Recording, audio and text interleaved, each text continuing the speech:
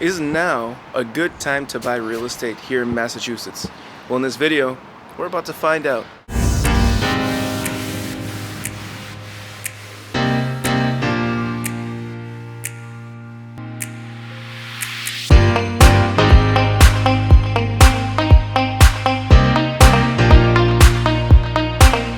Hey guys, welcome. Konnichiwa. I know you guys are wondering, where are you, Javier? I think I gave it away with the konnichiwa. I'm actually in Osaka, Japan today. And I thought, you know what, I'll bring you guys with me because I love to travel. I'm going to be walking around the street here, and you guys can see the beautiful scenery behind me. Right now, I'm at a small shrine, and it's quite beautiful. So guys, please enjoy the video. But you guys wanted to know, is it right now a good time to buy? Well, there's a lot of variables that we have to put together to really see if now is the best time to buy, because let's be honest here, guys. It's a tough market. And with everything going on in the country and the prices going crazy and the rates and all that stuff, like, I know you guys are wondering, like, should I even buy right now? Should I wait for a better time?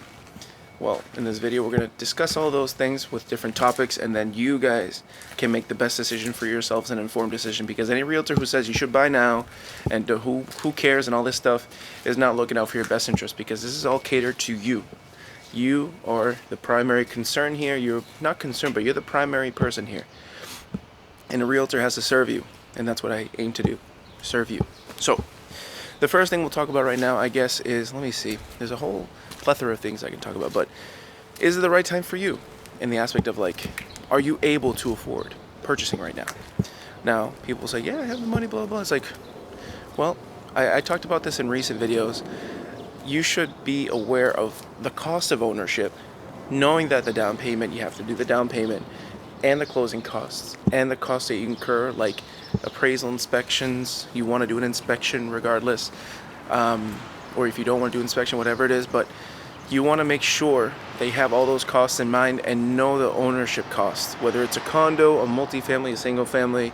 I always recommend my first time buyers, although it's a tough market for multifamilies, is to get a multifamily, because it's a lot more, I guess, work to do it, but you don't accrue that much costs. Sorry, I'm going to fix my mic there. You don't accrue that many costs.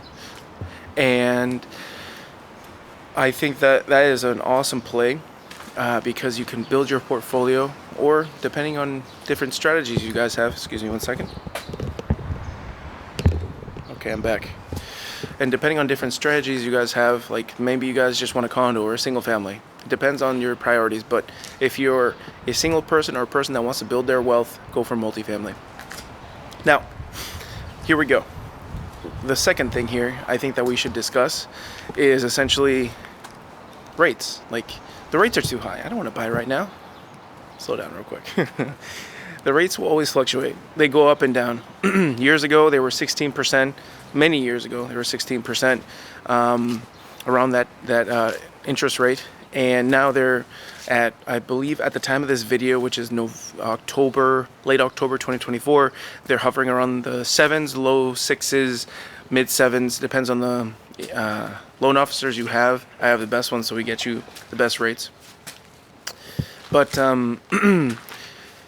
it's essentially, you should worry about the interest rates, but you shouldn't worry about the interest rates. Let me explain.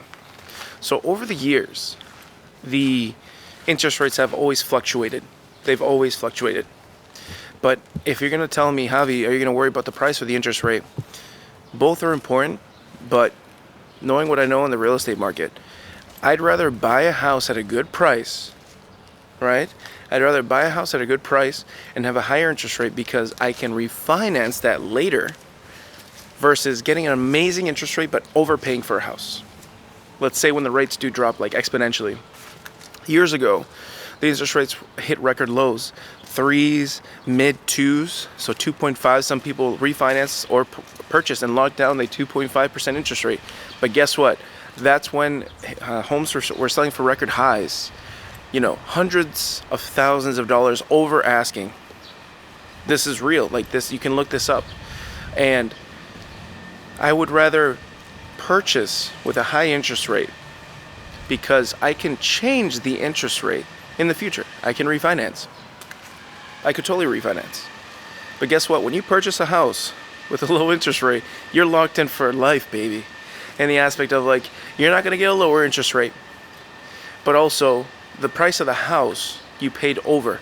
Now, if you're going to live in this house forever, it doesn't even matter, because if you can afford it, that's fine. It doesn't matter. It really doesn't. Now, the next topic I want to talk about is when I should buy. Well, what do I mean? I don't want to buy in the summer, the spring, the winter, the fall.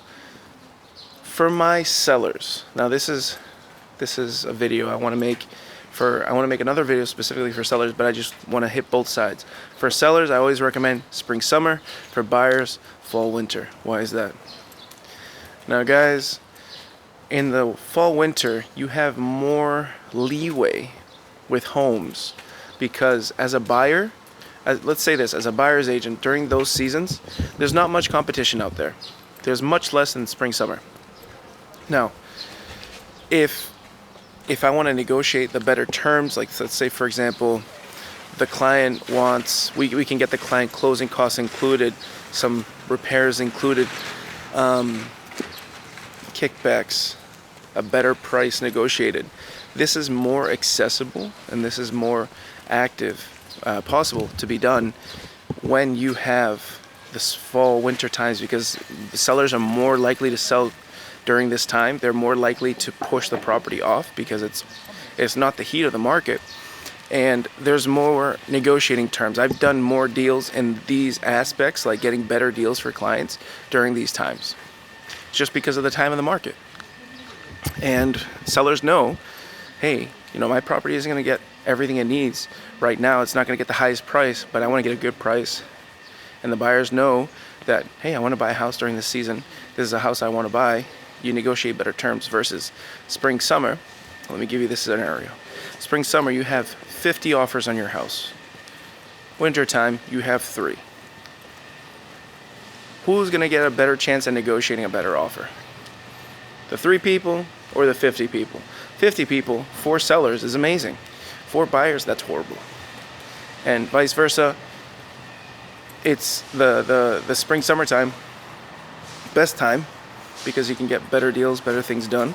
And sorry, I was distracted by a couple people here.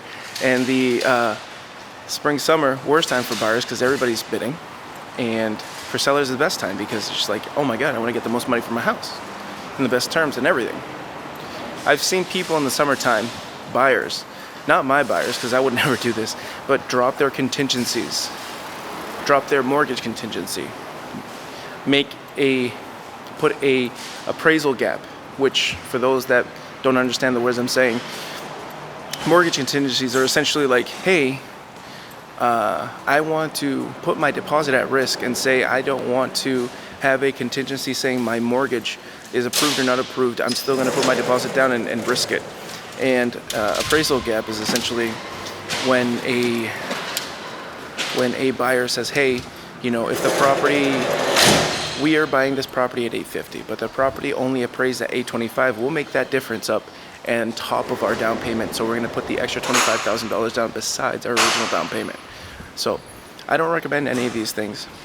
I just want to make the best advice. I want to give you guys the best advice and make sure that you guys know everything moving forward so that you guys make the best informed decisions.